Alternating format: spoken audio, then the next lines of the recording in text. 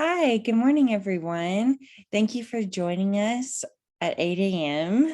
We're so glad that you all were able to be here, and thank you for bearing with us as we had to change the date of the original training. So we're so glad that you all were able to make the new date and join us for this very important topic.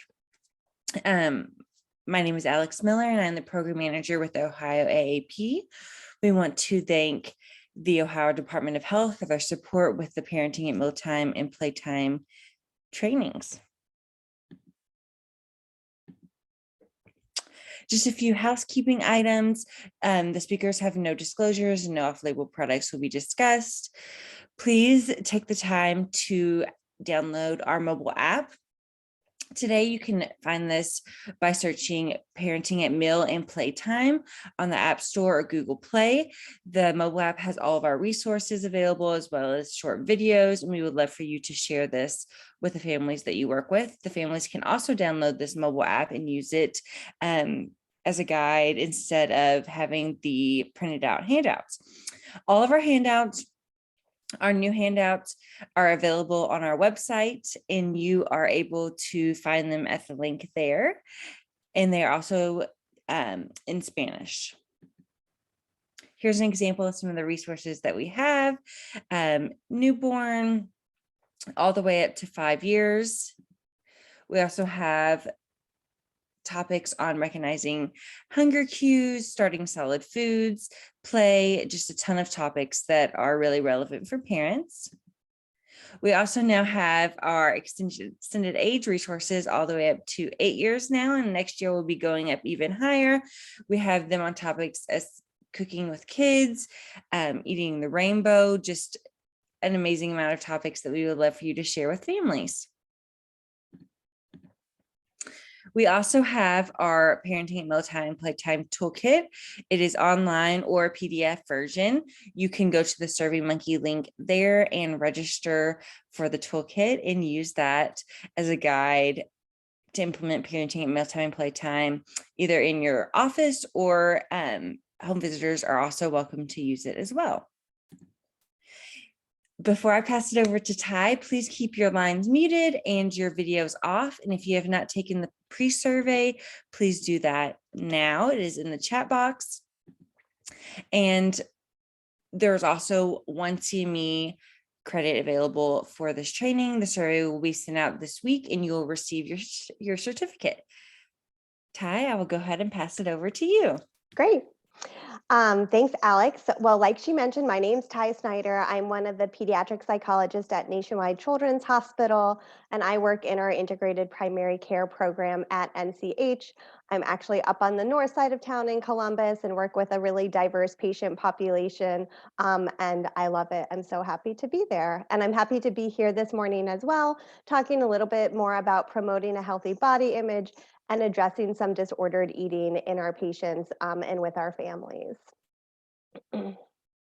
So the objectives today are really just to identify some effective ways to discuss body image and weight, perhaps with our patients, with our families, or maybe even just with our friends and our colleagues, and learn to identify and apply some basic interventions to address disordered eating. Really what I'm going to talk about today is kind of just under that overview, trying to understand and promote a healthy body image, how to talk to patients about body size, recognizing some of that unhealthy weight management, and then providing some structure, support, and coaching for some of those disordered eating behaviors that we might start to see in our patients. So really what's important here is to kind of think about what is body image. And the one definition that I like to use is really just thinking about one's thoughts, perceptions, and attitudes about their physical appearance and body function. And this really starts all the way back in infancy and continues throughout the lifespan and really continues to develop and change and kind of morph over time.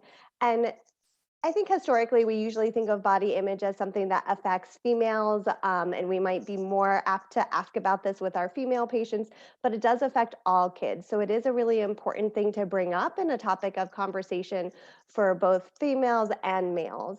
And as I mentioned, it really does start at a young age and is shaped by other statements, behaviors, and beliefs. So this could include caregivers or family members, for sure, social media, which we're going to talk a little bit more about, but also ourselves as healthcare professionals, our culture, and our gender.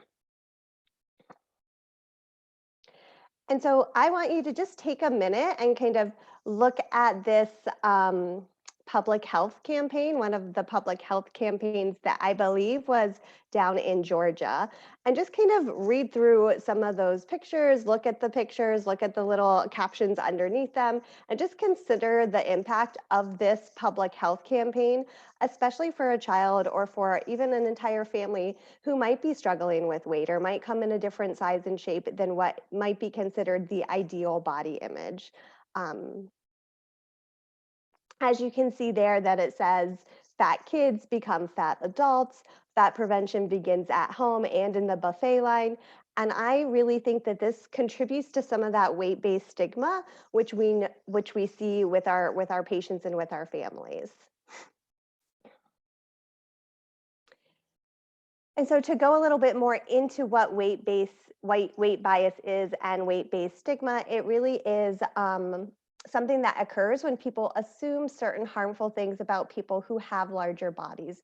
People are often incorrectly believed to be lazy or eat too much junk food or stand in the buffet or go to the buffet too much, or maybe just even aren't smart, all just because of their size of their body.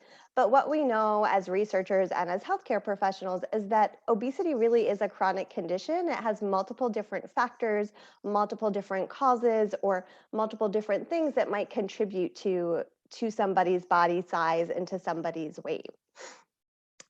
There are also really significant consequences and outcomes based on this when someone's experiencing this weight stigma. It's been linked to multiple negative emotional consequences, including increased risk for depression, anxiety, and body dissatisfaction, as well as increased risks for suicidal ideation and self-harm in some individuals as well. It's also been found to really adversely affect peer relationships and social bonding among kids, academic performance, as well as physical health outcomes and participation in physical activity. We know that weight shaming or this weight bias and stigma does not encourage or help people get motivated to engage in health promoting activities, such as moving their bodies or eating nutritious foods. And we also know that sometimes this weight-based stigma can also lead to disordered eating behaviors such as binge eating, purging, or other compensatory behaviors such as using laxatives or even diet pills. Social media. This is a huge topic, especially recently in the past like year or two, as we've all been spending a lot more time probably on our computers and haven't had as much to do outside of the home in the midst of this pandemic. But we know that really children of all ages are using quite a lot of social media and spending a lot of time on social media.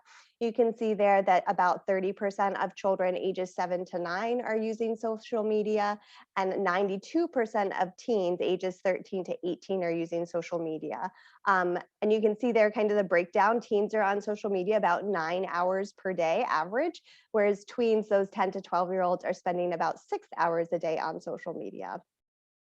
And as you know, probably, there's just lots of endless messaging on social media, not just about how we look, but what we're doing, what we are supposed to be doing, what we should be wearing, all of those aspects of one's image and one's identity. We're getting endless messaging about that on social media. And we can also see that it sets up some unrealistic and unattainable body and beauty standards, which maybe back when I was growing up, I was seeing some of that on the TV and on magazines and catalogs that would come to the house. But now we're just bombarded by that almost 24/7, especially with that use of social media. And we're going to talk a little bit more about what to do and how to kind of take some breaks and how we can set some limits around social media or make it a little bit less negative in terms of its impact.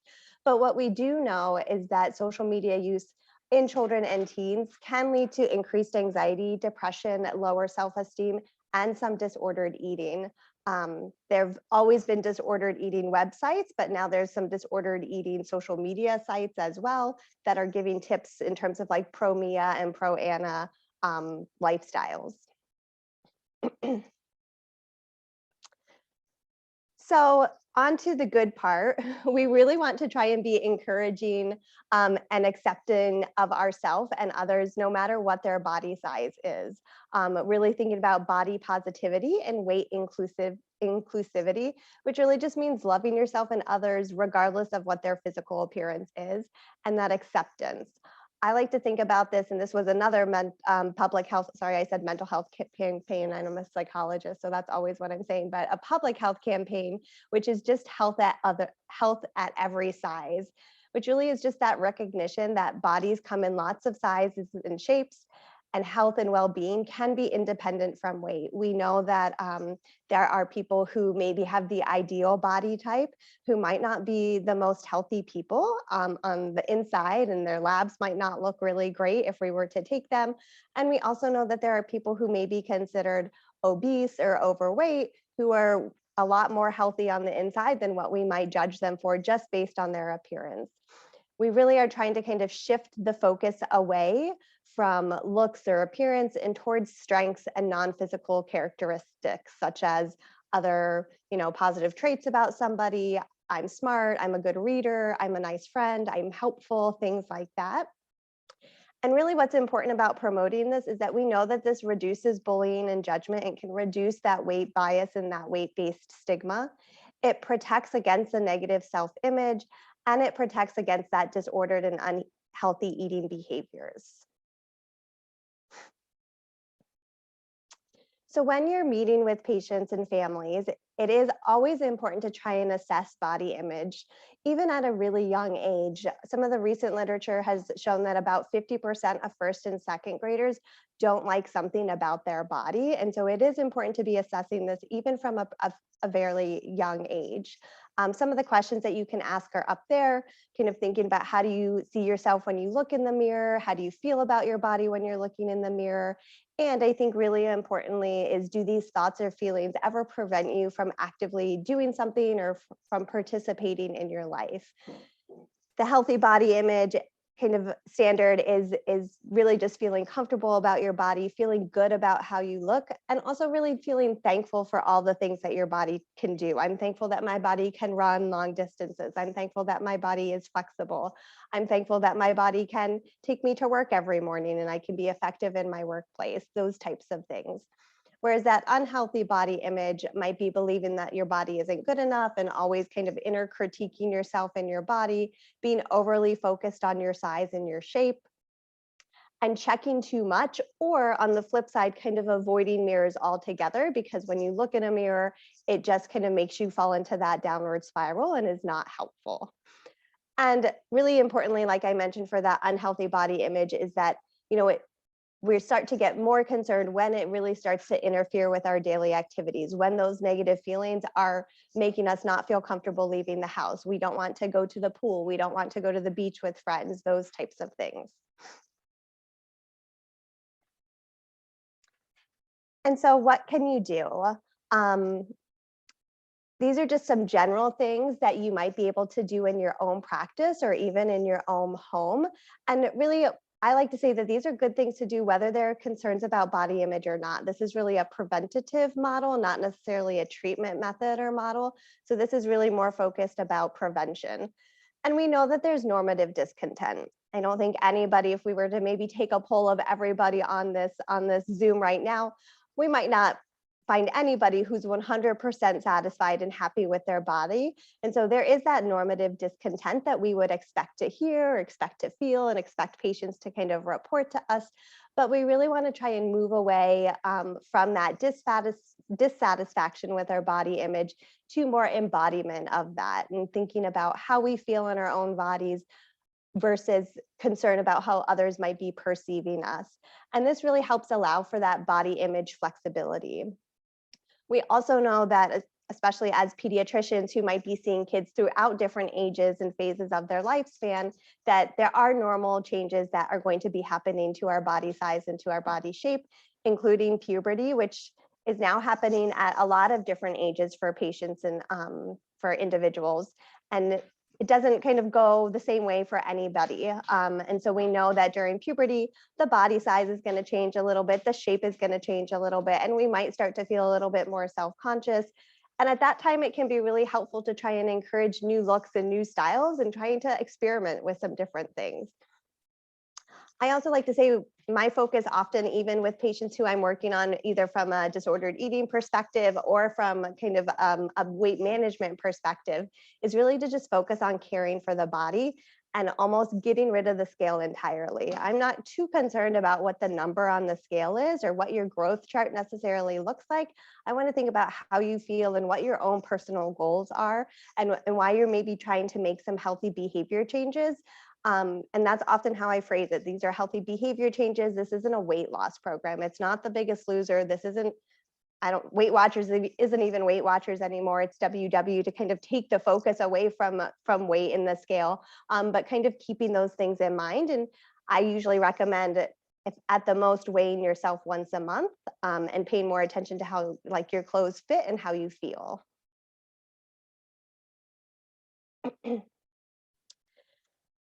Additionally, we really want to approach these talks about body size really carefully and body image carefully. And I have some tips later on about how to go about doing that and have these conversations and start these conversations. But with regards to social media, I promised we'd get back to it.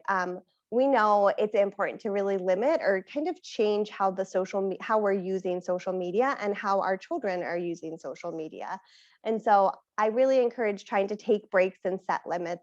We know that the recommendation from the AAP is about 2 hours of screen time per day for children 5 and up, but that's not always realistic. And so if someone's currently using 9 hours of social media a day, to go back down to 2 is probably going to feel really challenging and really hard for them. And it might make it hard for everybody else in the family if that's something that we're trying to implement. And so I usually just encourage taking a more gradual approach and thinking about what's going to work best for the patient and for the family. But of course, if we start this early on and we kind of start those limits right away from age 7, 8, or 9, when they're already starting to use social media, that this makes it a lot more easier to have those boundaries and limitations in place as they continue to age, as our children continue to age.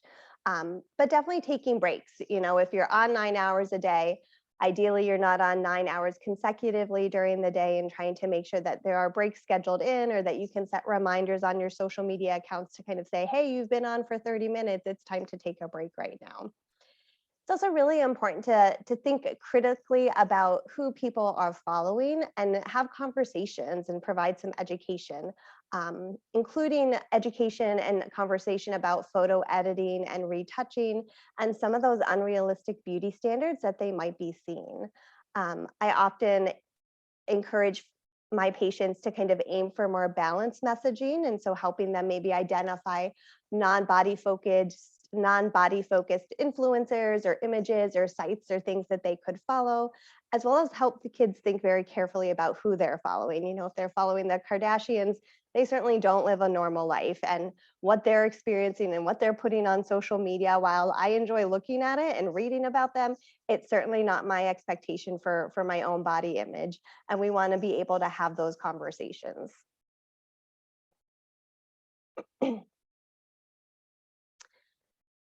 So in terms of how to talk about body size, I think one of the most important things is to really try and build rapport.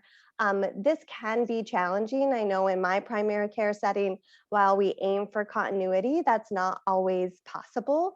And so patients are sometimes coming in and they're seeing the doctor for the first time that day. And if there are concerns about healthy behavior and healthy lifestyle, that is a conversation that needs to be had. But hopefully that can be a conversation that's maybe occurring closer to the middle or maybe towards the end of that appointment, even if it is only 7 or 15 minutes, instead of having that conversation be one of the first things that's discussed and talked about in that appointment. I also recommend to ask permission from the patient if it's an older patient, or ask permission from the caregiver or the guardian or whoever has brought the child into that appointment.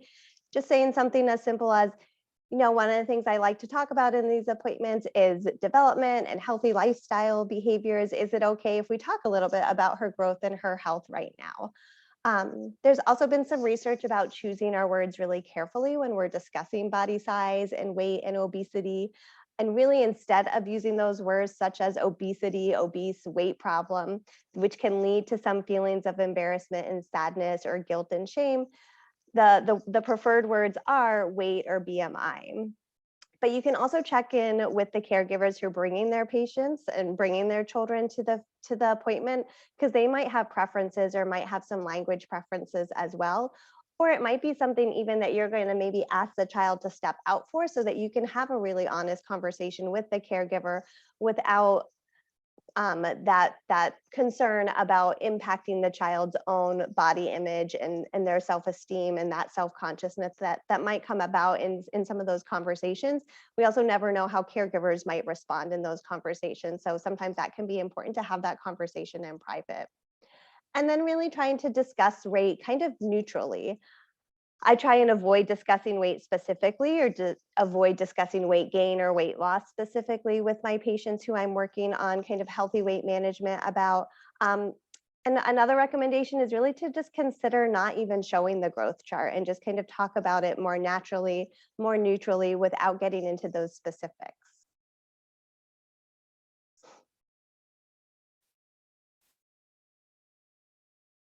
Additionally, you really want to try and empower the caregivers and utilize a strength-based approach. I do this a lot in those patients that maybe are struggling with some disordered eating, but really thinking about, you know what, mom, dad, aunt, grandma, you've been caring for this child for 9 years. You know what to do, and I know you can do this, and I trust that you can do this. You've been feeding them and taking care of them, and you've been doing a really great job for all of these years. We might need to make a couple small changes, but I know you've got this. And really thinking about something else that the parent or caregiver might be doing really well. Like, I know you've made some really healthy decisions and changes about sleep. You've taken the cell phone away at bedtime. Now your child's sleeping a good 10 hours a night. That's amazing. And you've been able to do that. I know you can do this too. And trying to focus on, like I've mentioned before, that growth and health. So really avoiding words like diet or a weight loss plan. That's really not what this is about. It's really more about, let's make some healthy lifestyle changes and behaviors to see if we can get you as healthy as possible, and try and consider our patients' own goals. Even if they're 7 or 8, we might want to ask them, like, what maybe do you wish you could do a little bit differently? Or what maybe do you find, about your weight maybe gets in the way a little bit? And they might say things like, I want to be able to run faster. I want to be able to not feel as tired at recess. I want to have more energy. And those are really good goals to build off of, to create some of those SMART goals, where we're kind of thinking about all of those elements to making those good goals, and thinking about it in terms of something that's going to be relevant and applicable to the patient and to the caregiver, and not necessarily about, we need you to lose 10 pounds, or we need you to eat more vegetables and stop drinking soda. And that's what the next slide is about. It's about just setting those SMART goals. This is just a worksheet that I created that I use a lot of times with my families, in thinking about these SMART goals and having them be specific, measurable, achievable, relevant, and time-bound, which can also give us some good information to kind of think about. Let's set these goals, and then we'll have you come back in a month or 6 weeks or whatever it might be, to kind of check in and see how it's going. And at that time, if you're not able to do your 15 minutes of activity a day, that's fine. Let's come up with something that's going to be better and work a little bit better for you. We know we also want to promote that self-efficacy with our patients and families. And if they're constantly not achieving or failing to achieve the goal, that's going to kind of already make them feel a little bit more like giving up. They're not going to feel like they're going to be able to do this. They're not going to feel empowered. And so we want to make sure it's something they can do. The other thing that I think is really important is thinking about kind of what ourselves as caregivers, or maybe even as healthcare professionals, can do. And we know we want to be a good role model. As a caregiver, we want to try and make sure that we're avoiding that fat talk and trying to be active with our kids and limiting attention to the scale. And by fat talk, that's really just things like, I hate how I look, or hiding your belly, or maybe making comments about needing to lose weight, or even making comments about, well, I ate these French fries, so I'm going to have to run extra hard and I'm going to have to work out extra tomorrow afternoon to make up for eating these French fries today. And like I said, you might even think about trying to limit attention to that scale as a caregiver, or maybe even get the scale out of the house or hide it somewhere so that our child or our family is not constantly kind of seeing us stepping on the scale, paying attention to that number or focusing on that number. I also usually recommend trying to avoid demonizing foods. We often think about good foods and bad foods. I like to say, let's throw that all out. There are no bad foods. There are no good foods. They're just foods and they give us energy, and some might be healthier than others and have more nutrients and vitamins and things like that. But let's not think of it in terms of bad and good, almost like a mindfulness strategy from psychology. We don't want to label our thoughts as bad or as good. They're just thoughts.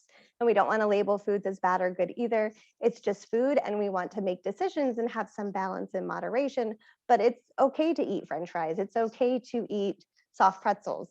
These are all my favorite foods that I'm mentioning. So,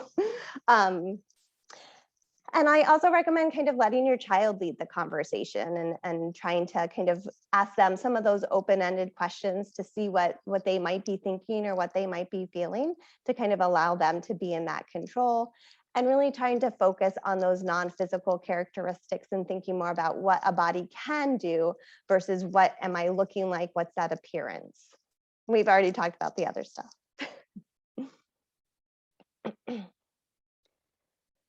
So these are some signs of unhealthy weight management. There are some physical warning signs as well as some emotional and behavioral warning signs.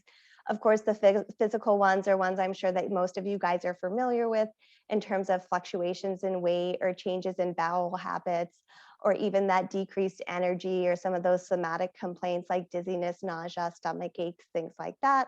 And on the emotional and behavioral warning signs, there can be that preoccupation with food, calories, and dieting, sometimes even cutting out specific foods or kind of going to a more extreme diet in terms of like a vegetarian diet, or I'm gonna cut out all carbs and just not ever eat carbs, paying attention to some of those changes that a child might be making. And also those specific food rituals or kind of a change in how they're actually eating their meals can sometimes be a sign or a clue that there might be some unhealthy weight management that's starting to occur. And of course, that social withdrawal is really a big one, kind of in terms of unhealthy weight management, but just in terms of general functioning with our children. If they're starting to withdraw socially, that can be a big sign and a risk factor for depression, anxiety, as well as some of this unhealthy weight management. I'm going to switch topics quickly and talk a little bit more about disordered eating and eating disorders. Anorexia nervosa is the third most common chronic illness among teens, and about 5 million Americans have an eating disorder, 90% of which are children and teens. And about 80% of 13-year-olds have tried to lose weight by the time that they are 13. And so this is definitely something we want to be talking about. We want to be assessing in those appointments, well child checks, physicals, things like that. Screening is recommended beginning at age 12 or early if there are some concerns. The SCOFF and the CHEAT are two really brief and psychometrically sound and great screening measures that could be used and implemented. We're probably also less likely to be identifying eating disordered or disordered eating in kids with larger bodies. That weight loss is often praised and reinforced in visits, and it might have been something that was even discussed in a prior well child check or in a prior visit or appointment time. And so when they come back and they've lost 5-10 pounds, we're thinking, oh my gosh, you've done such a great job. This is amazing. And that could be the case. It could be that they're working really hard at making some healthy lifestyle changes, but we do want to make sure that they're doing it in a healthy way. And paying attention to that body, to that weight loss is really important, even for those kids who may be starting out with the BMI falling in that overweight or obese range, because they can also have eating disorders, and it can be just as serious and significant for those patients and families. And we also know that we want to act quickly and we want to act early. this is really key, because as kids continue to get sicker, or as they continue to lose more weight, or kind of continue to have those disordered eating habits, it can be harder to make those changes.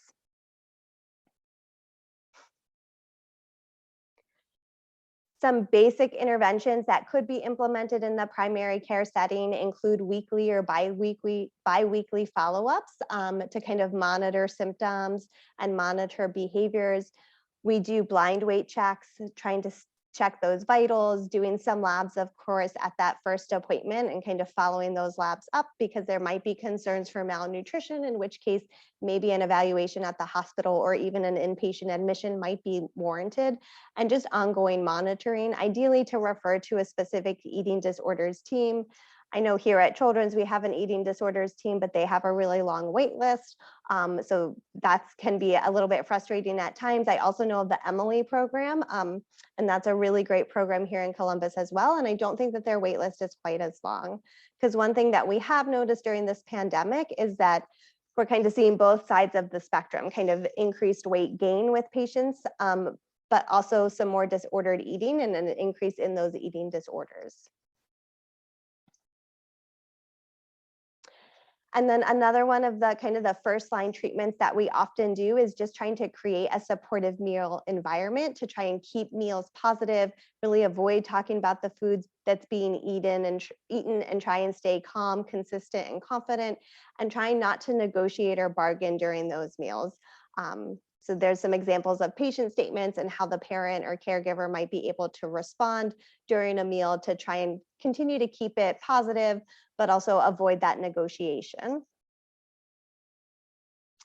And then I think my last slide is more about increasing meal structure. And this is really to increase food intake. And so this is one that we're always doing when we have concerns about disordered eating or concerns for weight loss that maybe we're not able to explain right away.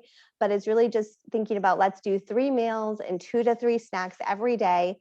The meal isn't finished, or if the snack isn't finished, using Ensure as a meal replacement. And if the Ensure is refused or they're not finishing that, then really thinking about bed rest until that next meal.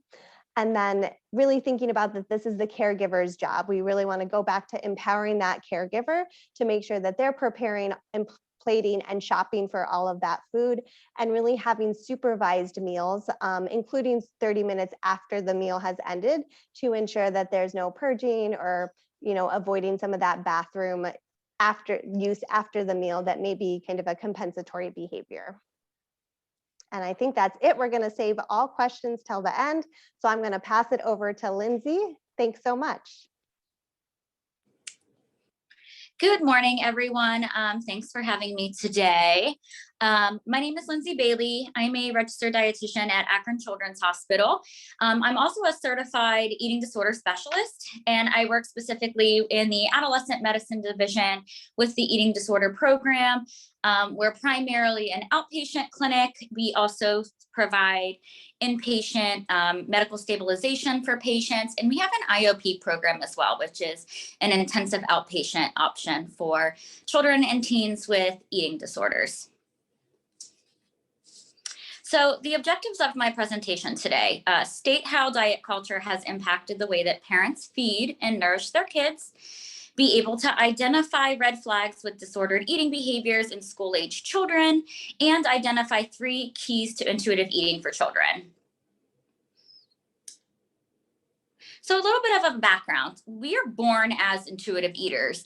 Think about when we're infants. So in infancy, we rely on our hunger and our fullness cues, our desires, our taste preferences, and the desired amounts of food that we want to consume. We learn diet culture, and diet culture can inhibit our ability to continue to be in tune with our intuitive eating relationships. So I just kind of want to define a little bit about what diet culture means. Diet culture refers to a set of beliefs and values that value thinness, appearance, and shape above health and well-being.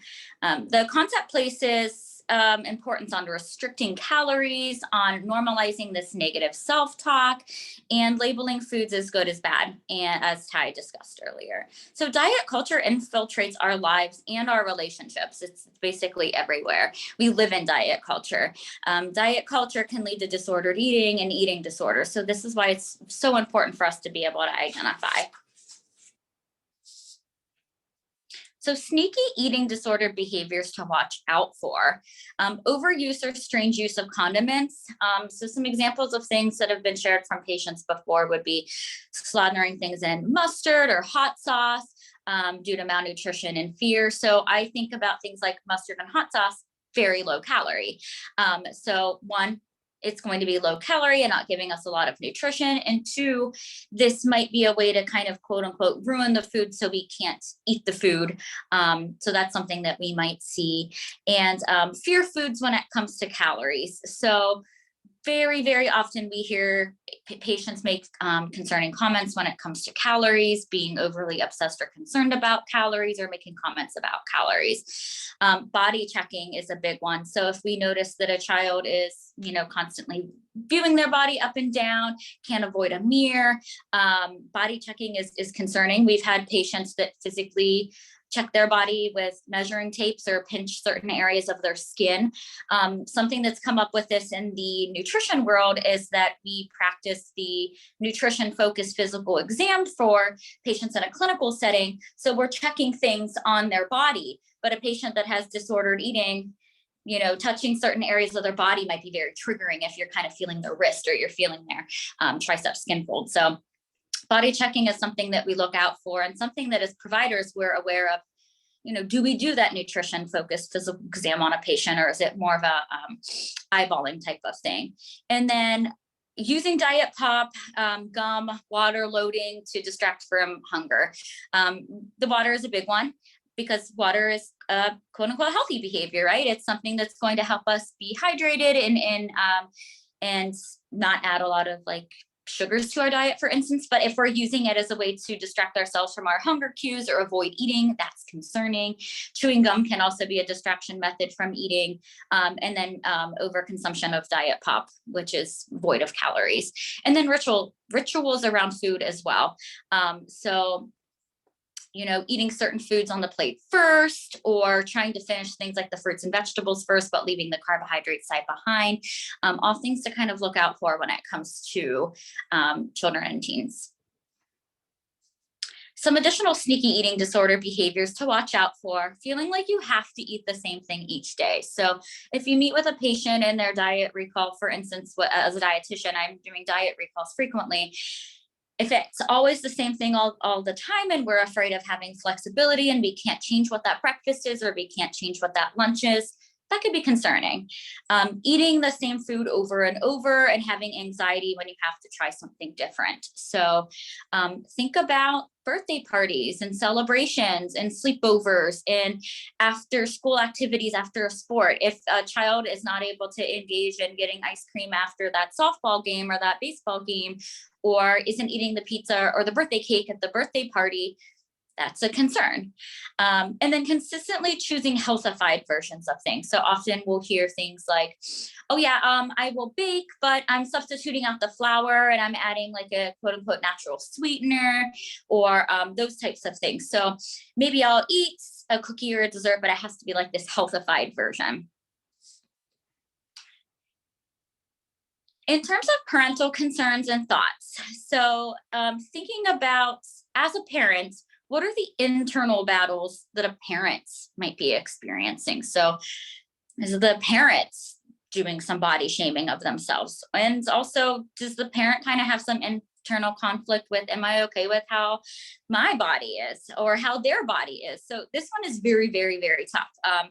A lot of parents, really want their children to maybe be in a certain body type, which is understandable, because if we know and learn about weight stigma and how this affects a child, a parent likely doesn't want their child to go through something like that. So there could be kind of this tension between being okay and accepting their body's natural body size when it's not the norm or the ideal body weight that society has. So it's a very challenging and difficult thing to talk about how do kids stay neutral around food and body. And this is hard for a lot of providers and parents to really delve into. So it's really important that we do not express judgment and try to remain as neutral as possible. Remember, like, one is not better than the other. I totally understand that it's easier said than done, and it definitely takes some practice. Behaviors in childhood. So children don't always have the language that they need at these young ages to be able to express food concerns.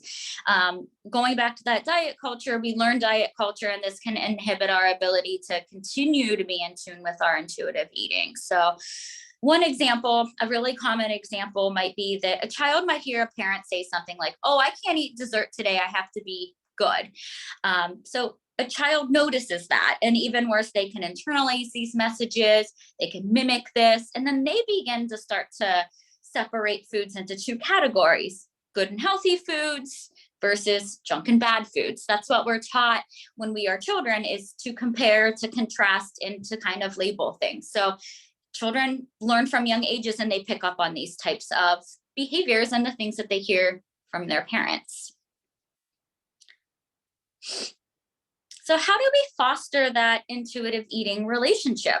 As a parent, it is very difficult to feed kids. We understand this. We all live really busy lives. Some of your meals are going to be, at the school where we don't have a lot of supervision. And then we have meals on the go. We have events, all of these different types of things, let alone fostering this like positive intuitive eating relationship to bundle all of that together. So every child and every person is going to express their intuitive eating journey differently. So as a parent, how do we foster this? So it's really, really important that we do not compare one child's eating to another. One of the best examples I have is we might have a parent that says, "Oh, my one child is a picky eater and they can eat whatever they want in sight. They need to quote unquote gain weight and they can eat whatever they want. I don't care what they eat." And then versus like the other child, they're like, "Well, we need to watch what this other child eats." So that's something that I've heard pretty often, because we have different body types even in families. So there might be one child that has a different need than the other child, but when we have those comparisons and they're brought up right in front of the children, that's problematic. So it's really important that we keep things neutral and we're not kind of choosing sides and saying one is better than the other. So that is kind of step one in how we're keeping the food and the meals positive and not making comparison between different eating habits between different children. Continuing on in the fostering the intuitive eating relationship, keep in mind your own reactions and what frustrates us. So it's really hard when we get frustrated about something to maybe take a breath, take a step back, and not vocalize things right away. It's easy for us to maybe have a really big reaction to something and then like, oh, we want to take a step back and like change that response or wish we didn't say these kinds of things. So the parental reaction is going to cause a reaction in the child. So it's very important, again, remain as neutral as possible. So we spoke about this a little bit in the last slide, but really maybe even consider reframing picky eating, for instance. I think that picky eating sometimes comes off as a negative view of eating. They're a selective eater.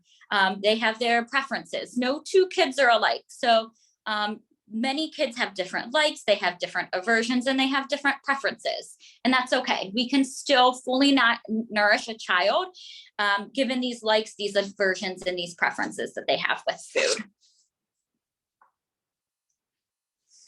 So intuitive eating, how does this translate to the way that a parent feeds their kid? I wanted to point notes to somebody that you may or may not be aware of. She's pretty popular in the feeding team spaces for little ones, but Ellen Satter's division of responsibility in feeding.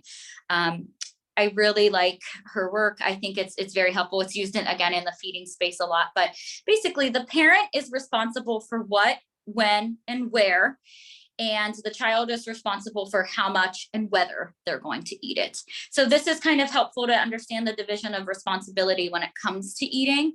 It's fundamentally important for the parents' jobs to trust their children to be able to determine how much and whether they want to eat what their parents provide.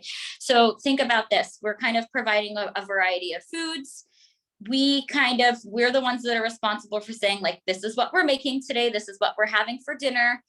We're eating at this time. We're eating here. And then it's the child's choice to decide, well, how much am I going to put on my plate? What am I going to take?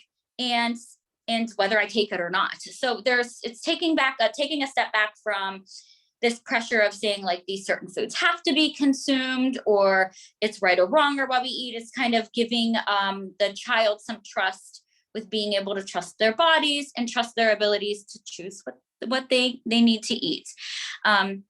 So often it's really hard to clue in, to be aware if a child is in tune with their intuitive eating behaviors or not. So, I think kind of in the medical field, we really like these concrete markers that tell us that we're doing a good job. It's like, yes, this is great. Everything's working, check mark. But in reality, it's really hard to tell us, like, are we doing a good job with keeping things in tune? So we might look a different way for different parents and different households, but the division of responsibility in feeding is a really helpful tool in setting up those positive meals. So how do we know when we're interfering with intuitive eating? When the trust is broken. So for example, if there's like some shaming that a patient didn't eat X amount of their carrots on the plate, or if they didn't choose to eat the vegetable, or if a parent is worried about the patient or a child's taking an extra portion of things, and we're kind of making comments, that trust might be broken, and that's going to kind of further interfere with that intuitive relationship with that child. So this can cause some resistance and some anxiety around food the next time. So I understand it's a very difficult process, but when parents do their jobs with feeding, children do their job with eating. So for feeding a child, the majority of parents, again, we live in diet culture, we're conditioned in a diet culture. There's this kind of myth that is important for us to debunk that's common, that if we provide all of these different types of foods, then, maybe, I guess I should take a step back. So it's common that kids won't eat a super large variety of foods. So there's really a spectrum of what normal eating looks like, and it's different for everybody. So some kids will eat a variety of foods and be receptive to that, and some kids will have a select version of foods that they like. And it doesn't mean that one is right versus wrong. We just need to continue to offer and have these options available, and that's okay. We can still learn to nourish a child while they have different preferences and options on their plate.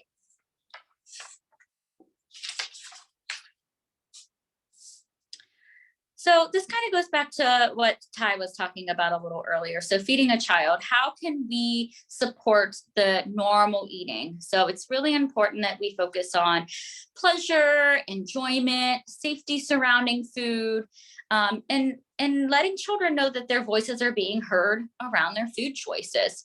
So it's important for a parent to provide regular meals, regular snacks, make that eating as pleasant as possible, show children how to behave during meal times, what's appropriate, be considerate of the children's lack of food experience. I think this is a really important one, because think about, like, as adults, we probably have a different palate than a child does. It takes a while for a child's palate to develop. So there was probably a time when we were younger ourselves that maybe we didn't like those vegetables either, because they're bitter, because there's a different taste sensation, because there's a different texture.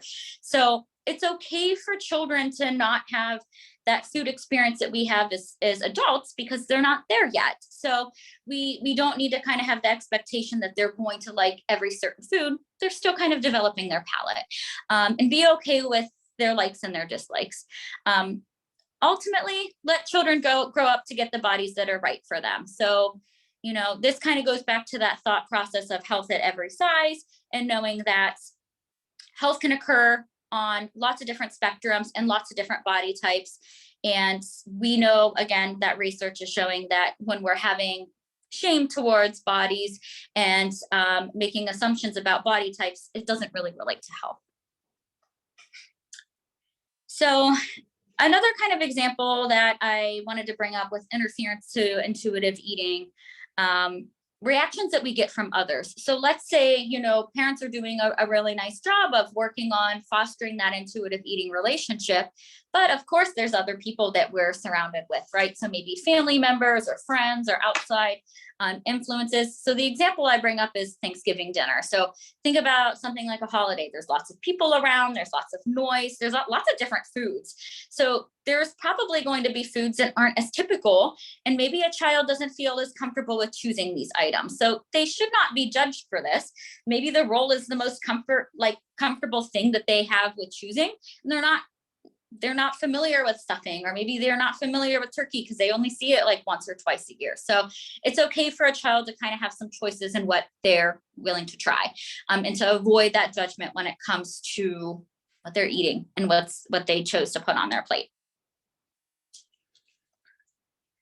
I think it's also important to realize that going back to that projection from others, that, you know, a child is a great eater if they eat a variety of foods, but they're not a good eater if they don't. So really, this is, again, is kind of showing that good versus bad, better eater, not a good eater. And it has that kind of judgment associated with it. So all kind of goes back to like our culture's obsession with food, and really this can give a lot of power to the food. So, you know, if we're saying that a child is a good eater versus not a good eater, like the parent can really maybe take on a lot of that stress and feel like, I'm not a good parent. What is the narrative of this? Because my child isn't a good eater. But it's really not true. Again, it just kind of takes a lot of reframing and a lot of work with changing that process and that thought process. So a really complicated question. How do we steer the path away from diet culture?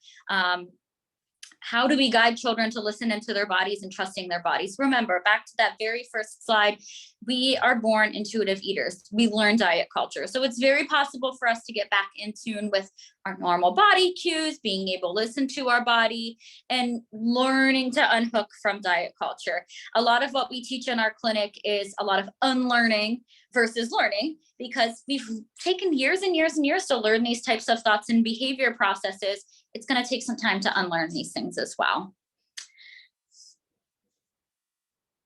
I think it's also just kind of ironic to note that, isn't it a little ironic that we have to talk about learning or teaching intuitive eating in children because of how quickly it's conditioned out of us, right? So, you know, when we're an infant, it's almost a no-brainer in a lot of cases, but very, very quickly, you know, even as a toddler, this could be conditioned out of us. So this kind of leads to some of the discussions regarding the harms and the risk of dieting and eating disorders, which we briefly talked about. So one could argue that dieting is a form of disordered eating, and disordered eating definitely occurs on a spectrum. At the most severe, this results in an eating disorder.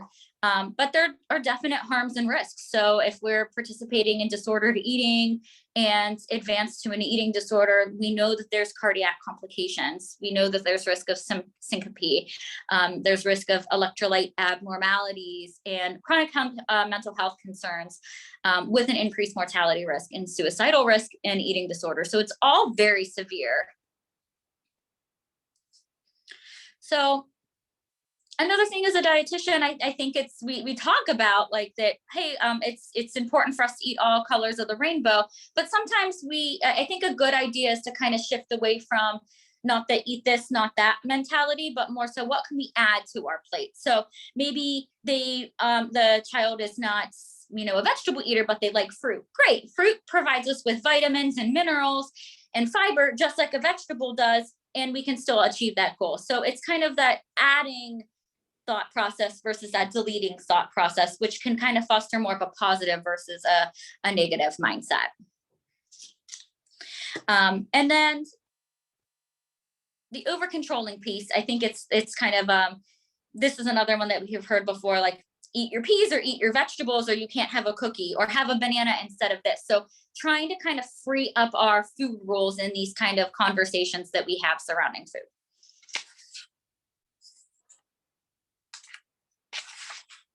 And then three keys to intuitive eating for kids. So providing unconditional love and support for your child's body. Consider the unintentional shame and health talk. something that we've already talked about. We really want to, as a parent, implement flexible and reliable feeding routine. We can be in charge without being overly controlling. And that goes back to that division of responsibility. Work on not getting stuck in that right versus wrong, slow down with some of the decision, and tune into your values as a parent to execute that flexibility. And as kids like to know what to expect. So it is very good. Kids thrive on a routine, and we can trust ourselves when we have to get off of a routine. This happens all the time with sporting events and different things in our lives. So develop and use that intuitive eating voice. Have a routine in place, have a structure in place, but know that we can trust ourselves to get off of that routine if we need to. We already briefly touched on social media, but I think it's just important to know that there's a lot of resources out there that kind of point us in the direction, like, are we doing intuitive eating right? And if we are, then our kids are going to be a better eater. And that can kind of set a lot of parents up for some shame or disappointment if they can't do something, quote unquote, the right way. So intuitive eating is not supposed to be something that's right or wrong. There's not going to be one type of outcome. Everybody kind of does it differently. So remember, selective and certain preferences play a role too. Social media, again, we continue to talk about. So health has a lot of different looks. That's really kind of the point of the conversation. There's solid evidence around that. The more that we don't pressure, the more that we remain neutral, the more likely kids are going to be to actually try to eat some different types of food. So very helpful approach when we're thinking about, like, I have to integrate all of these foods in order for my child to like all of these foods. But if we really cut back on the pressure, research is showing some really positive things. And there's no magic answer for each kid. So just remember that there's a lot of things that we didn't like as kids that maybe we like now, and that's totally normal. There is a resistance to being relaxed about food, and it's very tricky. It's difficult to unlearn, that's for sure. And then the last couple of slides here, fostering positive body image. It's important to accept your genetic blueprint. So families come in with genetics, and that plays a big role in their body size and shape. It's hard to reject the diet mentality if you are unrealistic and overly critical of body size and shape. So we want to work on respecting our whole selves, being compassionate towards our body, ditching the scale like Ty talked about, and having respect for everybody. All right. Thank you, everybody. Thank you, Ty and Lindsay, for this talk, and we're so glad that you're both able to join us today. At this time, we would like to open it up for a few questions. Please feel free to type them in the chat box if you have anything. If you don't, that's okay too, but we wanted to just give a few moments for some questions.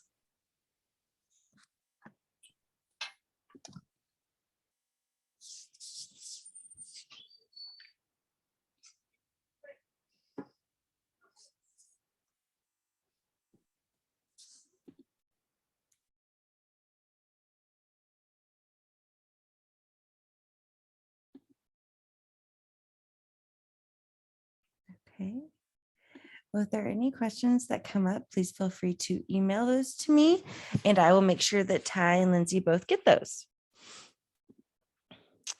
Thank you again to Ty and Lindsay, and we are so glad that you are both able to join us. Just a few wrapping up pieces. The post-survey evaluation will be sent out this week, so please look for that in your email, and then you will be able to receive your certificate for joining.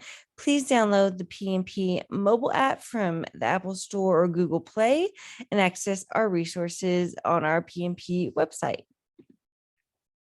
This is some examples of the resources that we talked about at the beginning of the training, and our new extended age resources that we are very excited about and would love for you to share with families. You can also register for our PNP toolkit and have access to a ton of really important information on how to implement PNP into your practices as well as with your families. If you have any questions or need anything, please feel free to email me And I am looking forward to hearing from all of you. This recording and slides will be available on our website, and I will send them out via email as well. And again, please let us know if there are any questions. And we are so glad that you all were able to join us today. And we hope you have a great rest of the week. Thank you again, Ty and Lindsay, and thank you to the Ohio Department of Health for their support with these trainings.